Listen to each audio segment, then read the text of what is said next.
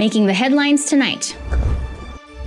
Prime Minister Hun Sen congratulates the Cambodian national petanque athlete Uk Sraimom for winning a gold medal at the World Games 2022.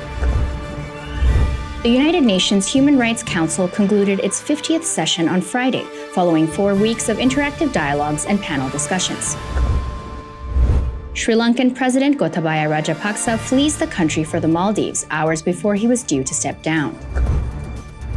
And 2 endangered jaguar cubs have become the joy of the National Zoo of Nicaragua. This is the Daily Roundup on EAC News Channel. A very good evening to you. I'm Darshana Gauchan. Prime Minister Hun Sen congratulated the Cambodian national petanque athlete Uk Sraimom for winning a gold medal at the World Games 2022 in Birmingham, Alabama in the United States, defeating American Rebecca Howe 41-21 points on Wednesday morning Cambodia time. EAC News reporter Decca Nin has more. The Prime Minister wrote on his official Facebook page, "Congratulations to Uk Sraimom on defeating the American host to win a gold at the 2022 World Games." 8 countries competed in the World Games 2022: Cambodia, Canada, USA, Denmark, France, Thailand, Belgium, and Germany. The game uses a rotational formula, meaning the 2 highest scoring athletes continue to the semifinals. The other 6 athletes then competed for the next top 2 to advance. As a result, Uk Sraimom, who finished 3rd, competed against the runner-up Katrin Jung from Denmark in the first round. The Cambodian 2021 world gold medalist performed well with a score of 37-23 and advanced to the finals to go head-to-head with Rebecca Howe from the United States, who defeated the athlete from Thailand in the same semifinal. Reaching the finals, Uk Sraimom managed to beat American Rebecca Howe 41-21 to become the gold medalist in the petanque precision shooting single women event at the World Games 2022. Dekanin, EAC News. Prime Minister Hun Sen has continued to urge everyone to receive the COVID-19 vaccine, both the basic and booster doses, after expressing concern about the spread of the new BA4 and BA5 strains of the Omicron variant. Prime Minister Hun Sen has expressed concern over the re-emergence of COVID-19 in the Cambodian community after the Ministry of Health announced the discovery of the BA4 and BA5 strains on travelers arriving from abroad to Cambodia, as well as within the local community and among people getting tested for COVID-19 to travel abroad. He added that there is currently a series of people testing positive for COVID-19 through both PCR and rapid tests in Phnom Penh and other provinces. He said that although there is no need to close the provinces, capitals, cities, and the shops, the royal government calls on citizens to increase measures to protect personal health by returning to the implementation of the 3 do's and 3 don'ts, in addition to getting everyone vaccinated, as this is the only way to avoid potential catastrophe on human life. ដែលយើងឃើញបទពិសោធន៍ថាសប្តាហ៍នេះអ្នកដែលបានឆ្លងគឺមានជំងឺមិនតាន់ធ្ងន់ធ្ងរការមិនតាន់ធ្ងន់ធ្ងរនេះគឺបណ្ដាលមកពីយើងបានចាក់វ៉ាក់សាំងប៉ុន្តែប្រសិនបើយើងមិនបានចាក់វ៉ាក់សាំងទេប្រហែលជាបញ្ហាបានកើតឡើងចំពោះជីវិតប្រជាពលរដ្ឋរបស់យើងរួចស្រេចទៅហើយ ដូច្នេះខ្ញុំប្រកាសណាខ្ញុំបន្តការអំពាវនាវឲ្យបងប្អូនប្រជាពលរដ្ឋអញ្ជើញមកទទួលវ៉ាក់សាំងឲ្យបានគ្រប់គ្នា He praised the previous success of the fight against COVID-19 as a result of the people's active participation in government measures, asking the people to continue participating in the fight against this pandemic. ខ្ញុំប្រកាសណាខ្ញុំអង្វរករចំពោះប្រជាពលរដ្ឋរបស់យើងយកចិត្តទុកដាក់សុខភាពតលខ្លួន ព្រោះនេះជាបញ្ហាដែលមានសារៈសំខាន់បំផុតមិនមានអ្នកណាឈឺជំនួសយើងនោះទេ On Tuesday, 12th July, Cambodia detected 16 new cases of COVID-19 in the community, resulting in a total of more than 130,000 cases in the country and more than 3,000 deaths. As of Tuesday, 94.38% of the total 16 million population has been vaccinated against COVID-19, of which more than 14 million have been vaccinated with the base dose, nearly 10 million have been vaccinated with the 3rd dose, more than 4 million have been vaccinated with a 4th dose, and nearly 370,000 people have been vaccinated with a 5th dose. Cambodia has been recording new COVID-19 cases since 28th June, following a 52-day streak of no cases. Prime Minister Hun Sen sent an urgent voice message on the night of 28th June, urging people to take precautionary measures and to get everyone vaccinated to prevent the large-scale spread of COVID-19 once again. After 4 weeks of interactive dialogues, panel discussions, and the adoption of 23 resolutions on thematic and country-specific issues, the United Nations Human Rights Council concluded its 50th session on Friday, 8th July.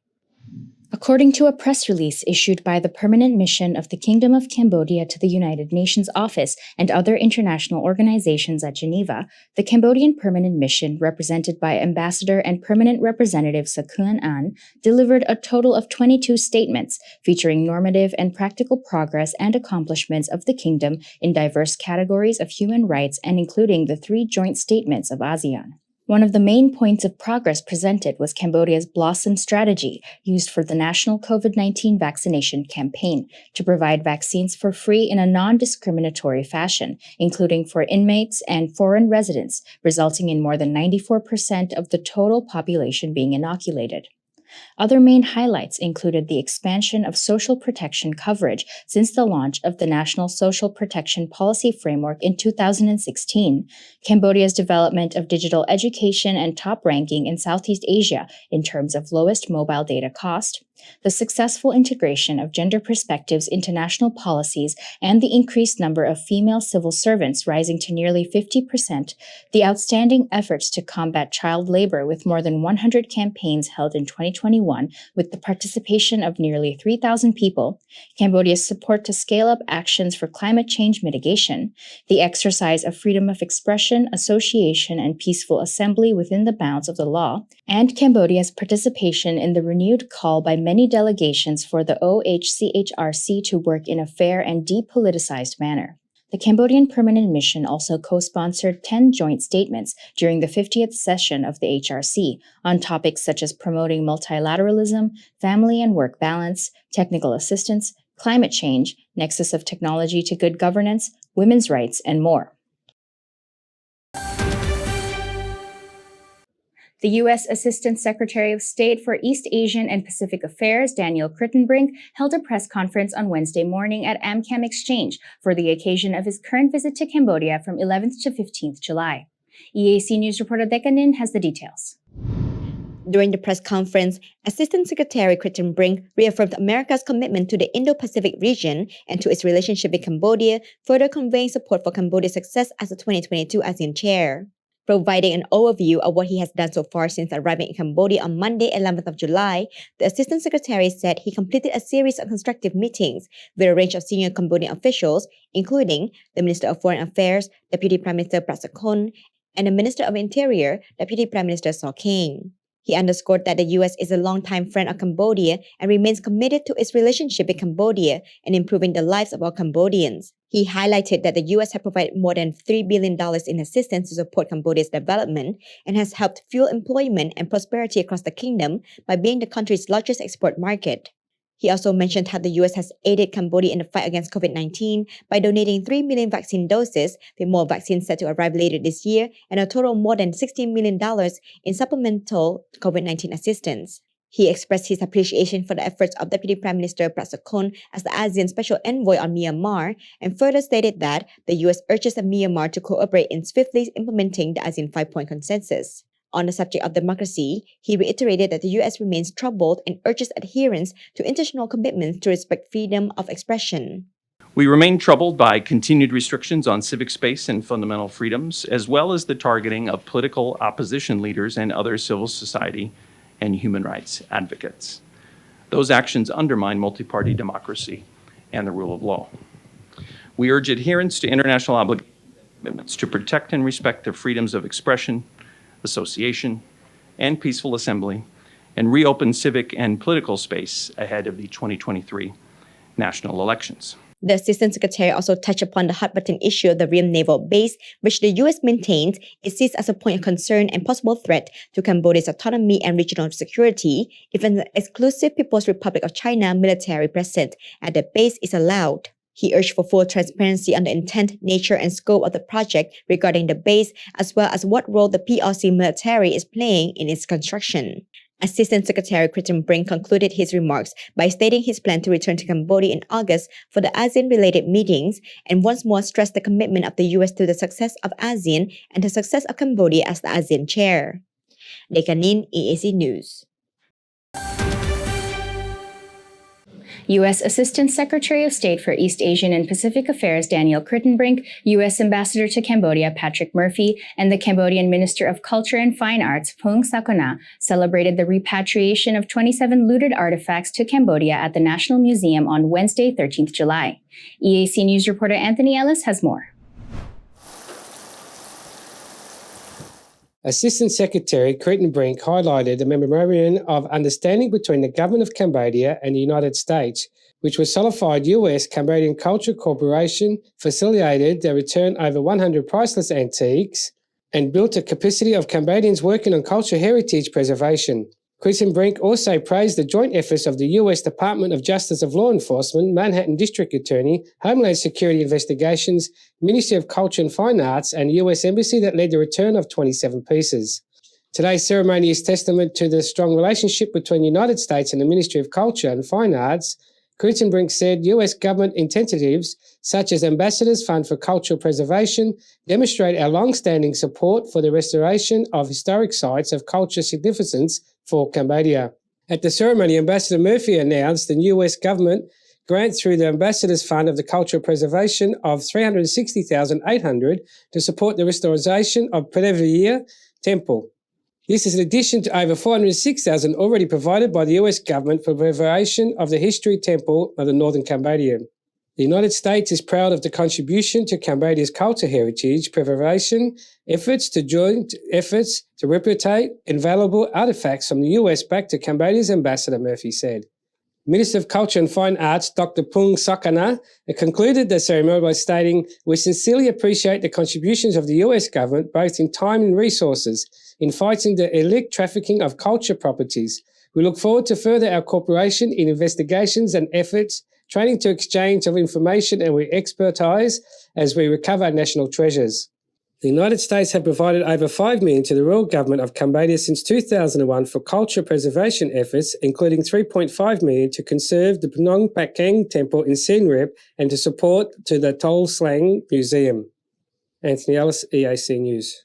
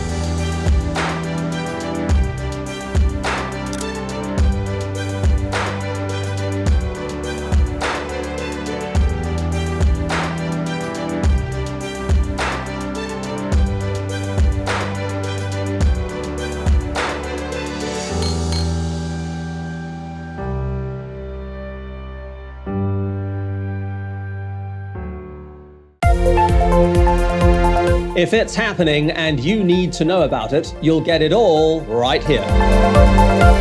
EAC News brings you updates and breaking news in English across all of our platforms and channels.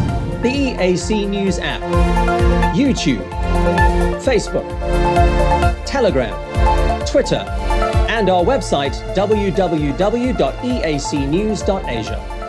Join me and the rest of the EAC News team every day on your favorite channels.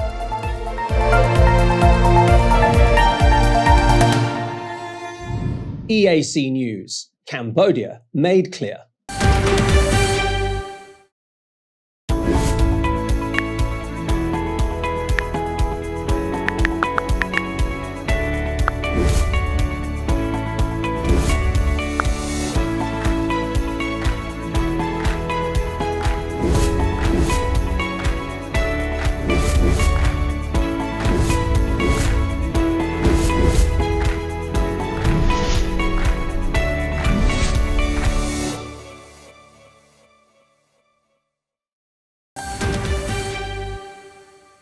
The self-styled Donetsk People's Republic on Tuesday, 12th July, opened an embassy in Russia, one of only 2 countries to recognize the breakaway state led in eastern Ukraine, and defended its right to impose capital punishment.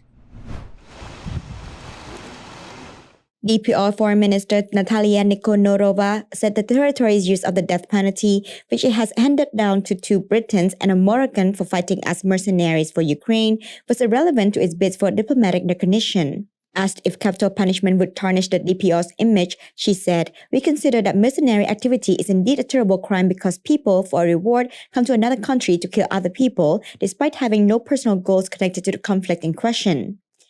Yes, it is the highest measure of punishment, but it is in our legislation and is not linked to the further process of recognition of the Donetsk People's Republic by other states."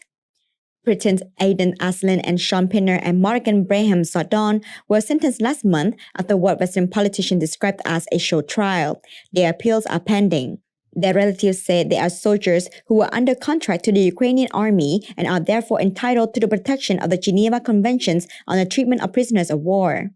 So far, only Russia and Syria have recognized the DPR as independent, but Nikonorova said it was also in discussion with the ambassador of North Korea. The opening of the embassy in a building close to Moscow's Garden Ring artery was a low-key affair with no senior Russian government figures present. DPR officials' plans for a grand ceremony have been put on hold because of the grave situation in eastern Ukraine, which is the main focus of the current fighting. "We can't celebrate here when our countrymen are dying," Ambassador Olga Makayeva said. In a move denounced by Kyiv and the West as illegal, Russia recognized the independence of the DPR and another breakaway entity, the Luhansk People's Republic, 3 days before President Vladimir Putin sent his forces into Ukraine on February 24th on what he calls a special military operation. Sri Lankan President Gotabaya Rajapaksa fled the country for the Maldives on Wednesday, hours before he was due to step down amid widespread protests over his handling of a devastating economic crisis. Rajapaksa, his wife, and 2 bodyguards left aboard a Sri Lankan Air Force plane, the Air Force said in a statement. Now is the time that they... A government source of the person close to Rajapaksa said he was in Male, the capital of Maldives. The president would most likely proceed to another Asian country from there, the government source said. The president's flight brings to an end of the rule of the powerful Rajapaksa clan that has dominated politics in the South Asian nation for the last 2 decades. Protests against the economic crisis have simmered for months and come to a head last weekend when hundreds of thousands of people took over the key government buildings in Colombo. Critics blame the Rajapaksas and their allies for the runaway inflation, corruption and the severe lack of fuel and medicines. Government sources and aides said that the president's brothers, former Prime Minister Mahindra Rajapaksa and former Finance Minister Basil Rajapaksa were still in Sri Lanka. News of the president's flight spread. Thousands of people gathered at the main protest site in Colombo chanting "Gotta Thief," referring him by a nickname. Rajapaksa was due to step down as president on Wednesday to make way for unity government after the protesters stormed his and the Prime Minister's official residence. Sources close to Mahinda Yapa Abuwajgawandana, the Speaker of Sri Lanka's parliament, said he was yet to receive any communication from Rajapaksa. The source close to Rajapaksa said he would send in a letter of resignation later on Wednesday. That would make the Prime Minister Ranil Wickremesinghe the acting president, although he was also offered to resign. If he does, the Speaker will be acting president until the president is elected as per the Constitution. A statement from protest leaders, however, have warned of the decisive flight if the Wickremesinghe does not resign on Wednesday afternoon. If we don't hear from the resignation of the President and the Prime Minister by the evening, we may have to gather back and take over Parliament of another government building, said Buddha Prahada Govindtani, one of the organisers of the recent protests. We are strongly against the Gotarani government. Both have to go.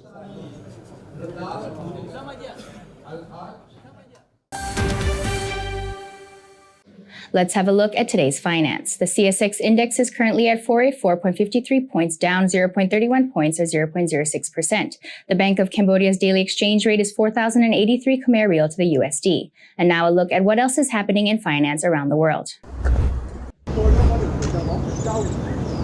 Asian stocks gain as investors brace for US inflation data. Stocks made a slight gain across Asia on Wednesday while the euro hovered just above parity against the dollar as investors waited highly anticipated US inflation report later in the global day. Futures were down ahead of the European markets open on Wednesday morning. The FTSE futures slipped 0.24%, while the pan-region Euro Stoxx 50 futures fell 0.46%. MSCIS Broadcast Index of Asian Pacific shares outside Japan gained 0.66%, snapping up 2 straight days of losses after having slumped in its slowest in 2 years the day before. Taiwanese stocks led to gains of the Taiwan's finance ministry said on Tuesday evening in attractive its stock stabilization fund. The market had fallen to a 19-month low and the day. Aviation parts manufacturer Aero Wing Technology Corp was the best performer today, up 10%. Japan's Nikkei was up 0.37% after losing nearly 2% in the previous day. The dollar was also firm on the other peers as the index measures against major rivals and holding solidly in 108.27. The US benchmark 10 yield was 2.97424%, having traded earlier side of 3% for the last week. Oil prices paused overnight declines. Brent crude was little changed at 99.60 cents, and a barrel of US West Texas Intermediate crude was $95.89. Leading cryptocurrency Bitcoin was up 0.23%, looked up the track and snapped up a 3-day losing streak through at $19,478.89, was still trading below the key physiological 20,000 mark. It's the latest news in finance today. Tune in tomorrow for more. And finally, 2 endangered jaguar cubs have become the joy of the National Zoo of Nicaragua. The female and male cubs were born on 18th of May. Because of their young age, both remain inside an enclosed enclosure with no direct sunlight with their mother, the zoo veterinarian Eduardo Sacasa told us on Monday. Lo tenemos bien cerrado porque le gusta la oscuridad. We have them in covered place because they like the darkness. We don't bother them a lot. Once they are 3 months old, we'll be able to take them out to the patio because they'll be stronger. They completely rely on their mothers drinking her milk. El 100%, ¿verdad? Tomando la leche. The cubs are of the endangered jaguar species Panthera onca and are monitored 24 hours a day by their caretakers through video. They're in the Appendix 1s of CITES, Conservation International Trade in Endangered Species of Wild Fauna and Flora. They're in grave danger of extinction. That is why we need to take care of them. They are being killed. We need to conserve the genetic bank, which is what we want to do. Their names will be chosen by school children through a contest. The only condition is that they must be in indigenous Nahuatl or Mosquito languages.